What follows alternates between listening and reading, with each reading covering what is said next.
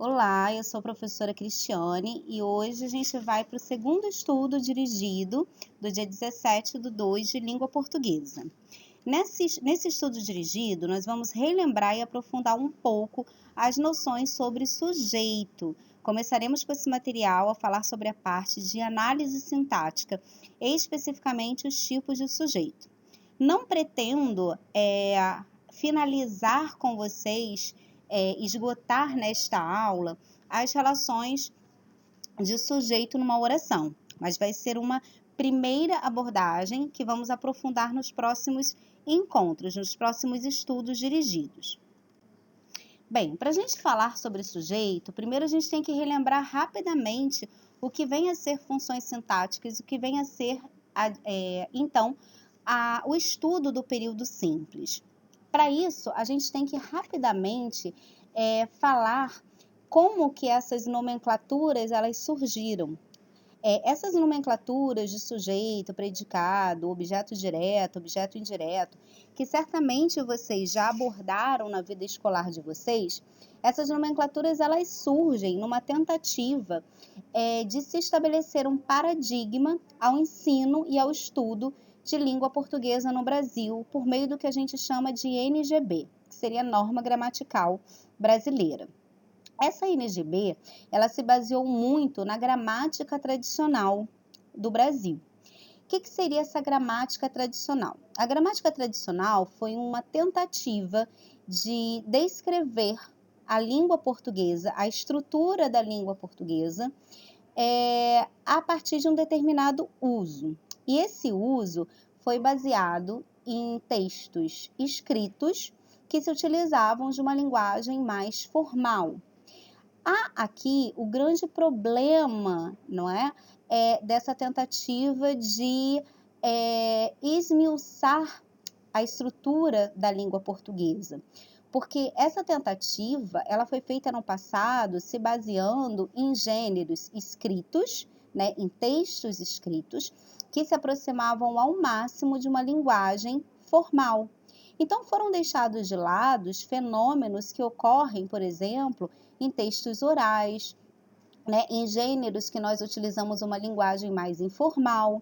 E é importante, ao trabalharmos com as funções sintáticas, ao trabalharmos com as nomenclaturas, termos essas questões em mente, porque nem sempre aquilo que está nessa gramática tradicional, aquilo que é descrito, né, aquilo que é descritivo da língua portuguesa, que a gente encontra, então, nesses manuais escolares, nem sempre todo esse olhar, todo esse estudo, ele vai dar conta de todos os fenômenos linguísticos, porque ele se baseia de uma forma restritiva a esses textos escritos, tá, que se utilizavam de uma linguagem mais formal.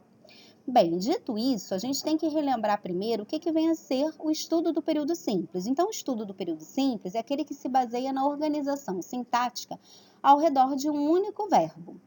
E nessa relação, nós temos então o sujeito, uma dessas funções sintáticas. Bechara diz que o sujeito é o termo referente da predicação. Rocha Lima já diz que é o ser de quem se diz algo. E para Perini, a noção de sujeito como função sintática nasce da seguinte observação.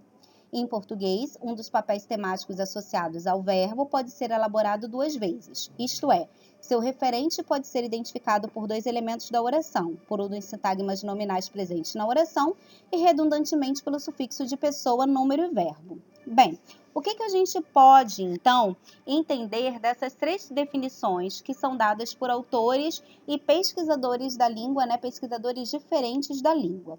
Bem, quando nós temos, né, um período simples, nós temos o que chamamos de um sintagma verbal e um sintagma nominal. Nesse sintagma verbal, há a presença do verbo. E nessa parte, então, nós temos o que chamamos de predicado, que é onde temos o verbo e os seus complementos. Já o sintagma nominal é justamente o que nós temos como definição do que vem a ser o sujeito. E aí é o termo referente da predicação, não é? As informações que estão no predicado se referem de alguma forma a esse sujeito. E acaba sendo, por isso, ser de quem se diz algo. E Perini traz uma informação muito importante para a gente, porque ele fala que o sujeito é o termo que estabelece uma relação sintática justamente com o verbo. Então, nós sabemos que o verbo ele pode se flexionar, por exemplo, em pessoa e em número. E quem vai influenciar nessa flexão do verbo, né, em número, singular e plural e pessoa, a primeira pessoa, a segunda ou terceira, vai ser justamente o sujeito da oração. Então, o sujeito é o termo que sintaticamente estabelece concordância com o verbo. Dito isso, vamos partir então para os exemplos para relembrar algumas classificações e colocar então em prática essas teorias. Nesse primeiro exemplo, nós temos: vivemos num mundo confuso e confusamente percebido. Há aqui a presença do verbo vivemos. Bem, se o sujeito é o termo que sintaticamente estabelece concordância com o verbo, quando eu digo vivemos, quem vive no mundo confuso e confusamente percebido somos nós. Reparem que, embora o nós não esteja presente, né, explicitamente na frase, eu consigo identificá-lo pela desinência do verbo, por essa terminação "mos", que é uma desinência número pessoal. Esse sujeito que não está escrito na oração, né, na frase, mas eu consigo reconhecê-lo pela desinência do verbo, nós vamos chamá-lo então de sujeito desinencial. Então, se eu digo perdi o dia do trabalho, né? Se eu digo perdi, quem perdeu fui eu perdi. Se fosse ele, seria ele perdeu. Então, aqui no caso, esses sujeitos que não estão escritos na oração, mas eu consigo reconhecê-lo pela desinência do verbo, vamos chamá-los de sujeito desinencial. Algumas gramáticas também chamam esse sujeito de sujeito oculto ou sujeito elíptico. Elíptico porque entende que aqui ocorre uma elipse, que é justamente essa omissão, né? A elipse é uma figura de construção que consiste em omitir um termo que consegue ser resgatado pelo contexto. Então, esse tipo de sujeito ele vai ser chamado de desinencial. E reparem que vai ao encontro do que Perini não define como sendo o sujeito da oração. Nesta outra frase, o mundo se torna menos unido. Reparem que aqui, o que se torna menos unido, né? Essa declaração que vem no predicado se refere justamente ao mundo, que é o sujeito. Nesse caso, o sujeito ele está expresso, ele está escrito, ele está claramente marcado na oração. E ele apresenta um único núcleo. Então, nós vamos ter aqui um outro tipo de sujeito, não é? Relembrando essas classificações que vocês já viram em algum momento desse estudo estrutural da língua portuguesa, que vai ser o chamado de sujeito simples. Nesta outra frase também, as bases materiais do período atual são, entre outras coisas, a unicidade da técnica, a convergência dos momentos e o conhecimento do planeta. Então, aqui eu tenho o verbo ser nesta frase, no presente do indicativo, e o verbo ser se encontra no plural, são. Ora, se o sujeito é o termo que sintaticamente estabelece concordância com o verbo, se esse verbo está no plural, significa que o núcleo do sujeito também tem que se encontrar no plural. Então, aqui o sujeito vem a ser as bases materiais do período atual, cujo núcleo vem a ser o termo bases. Então, reparem que, neste caso, o núcleo base se encontra no plural, por isso o verbo está no plural.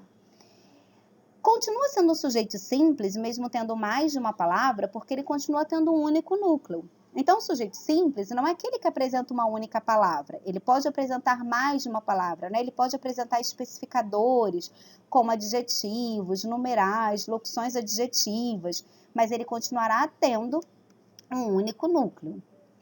Na quarta frase, o culto aos consumos é estimulado. Também temos um sujeito simples.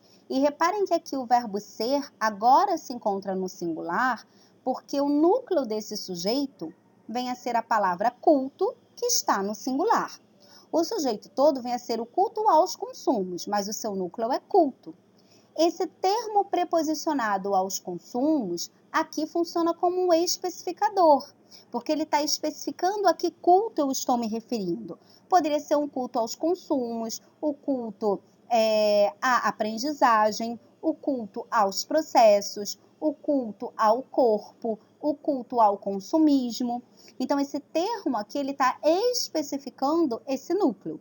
Então, se esse núcleo está no singular, o verbo fica no singular. Já no quinto exemplo, a fome e o desabrigo se generalizam em todos os continentes, trata-se de um sujeito composto, porque aqui ele vai apresentar mais de um núcleo. Um núcleo que é a palavra fome e outro núcleo que é a palavra desabrigo.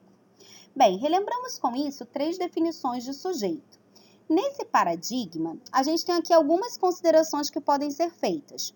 A primeira consideração é que sujeitos geralmente, como vocês podem perceber aqui, geralmente não é uma regra, mas geralmente ocupa um lugar de topicalização. O que seria isso, topicalizar? Topicalizar é colocar como tópico, é colocar no início da frase.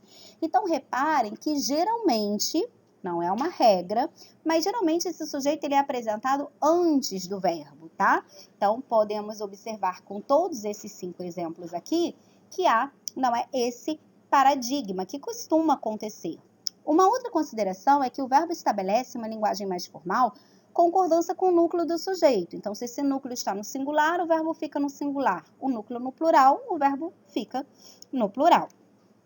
E que o sujeito possui estruturas diferentes que interferem na sua classificação. Então, aqui nós vimos 3 classificações do sujeito, desinicial, simples e composto, e cada uma dessas classificações são norteadas por estruturas e preenchimentos desse sujeito que são dados de formas diferentes.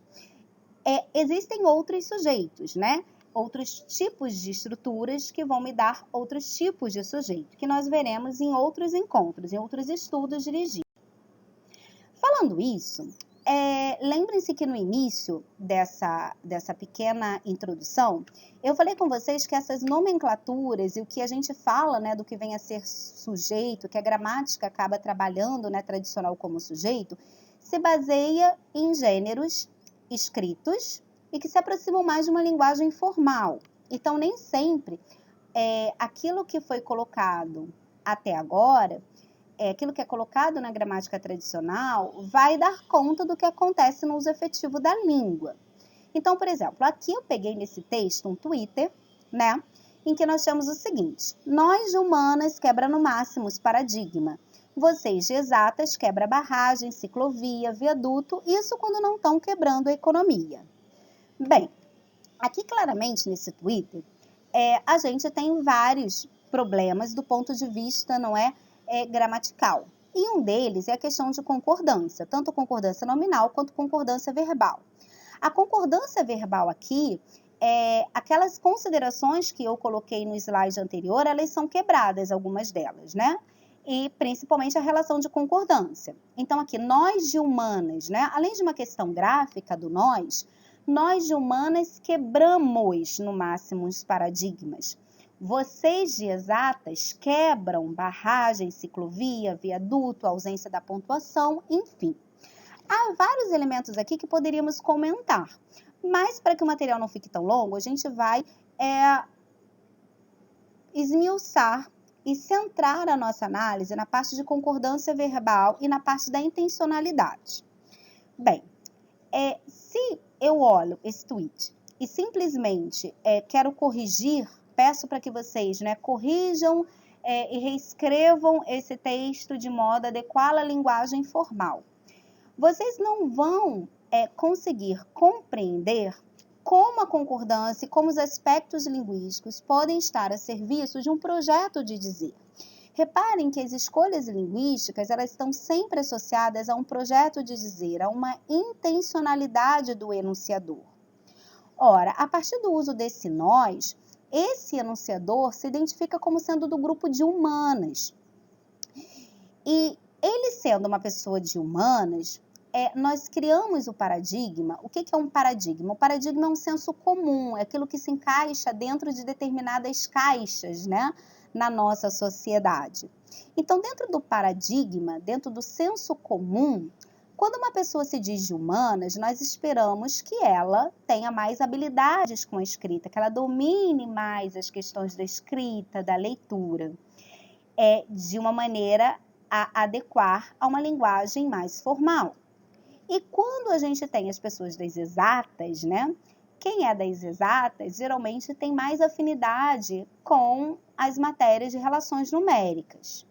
Ora, se ele é de humanas, se esse enunciador é de humanas, eu esperaria que ele não cometesse tantos desvios gramaticais a princípio. Só que reparem, ele diz que nós de humanas quebra no máximo os paradigma. Ora, quando ele, que se intitula de humana, não estabelece, por exemplo, a concordância, não utiliza as vírgulas da maneira como é esperado dentro de uma linguagem formal, não é? Utiliza escritas que são desprestigiadas socialmente, ele se aproxima do paradigma criado para as pessoas humanas ou ele se afasta? Ele se afasta. E ao se afastar, ele está quebrando um paradigma imposto socialmente para as pessoas que são de humanas. Então, olha que interessante, ele se utiliza dos recursos gramaticais, da ausência de concordância, da quebra de concordância, da quebra do uso, por exemplo, das vírgulas, da quebra do padrão, não é, da escrita, para justamente ir ao encontro da ideia que ele está defendendo. Que quem é de humanas sempre está disposto a quebrar paradigmas, mesmo que sejam paradigmas linguísticos. Então, nesse Twitter, eu não posso simplesmente falar que houve um erro de concordância, porque não houve o erro. Esse desvio de concordância, como os outros desvios gramaticais aqui presentes, eles estavam a serviço de um projeto de dizer. Eles estavam aqui corroborando com a intencionalidade, com a temática, com a ideia que estava sendo defendida. Então, quando a gente analisa a concordância, a gente tem que relacionar muito de que texto a gente está falando, qual é a intencionalidade, para que a gente então consiga entender se aquele uso está adequado ou não adequado. No próximo exemplo, nós temos um outro gênero que são os cartazes. Esses cartazes, eles foram disponibilizados na internet e foram cartazes feitos, né, por alunos durante passeatas que estavam tendo como objetivo reivindicar melhorias no setor da educação. E aí, se você olha um cartaz desse, nós veio protestar por uma educação mais melhor de bom. Nós não precisa de estádio, estamos precisando de escolas. OBS, desculpe pelos erros de português, estamos sem professor. Você poderia achar que esses cartazes apresentam vários desvios, que hoje os jovens não sabem escrever, que hoje os jovens não levam a educação a sério. Então, se você é um paladino da língua portuguesa e não entende que o uso da língua ele tem que ser analisado no seu contexto de produção, na situação comunicativa, na intencionalidade discursiva, a gente pode simplesmente taxar isso como sendo construções erradas do ponto de vista gramatical.